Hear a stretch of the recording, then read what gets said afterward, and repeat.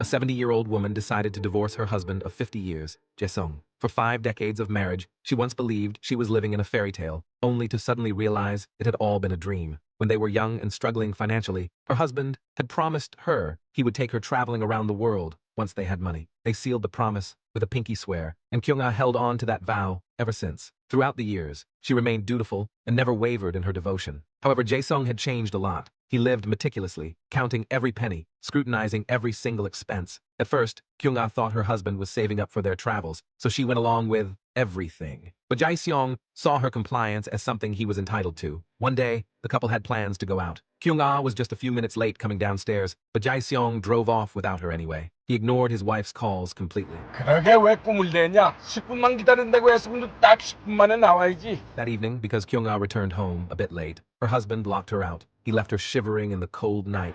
10분 더 있어.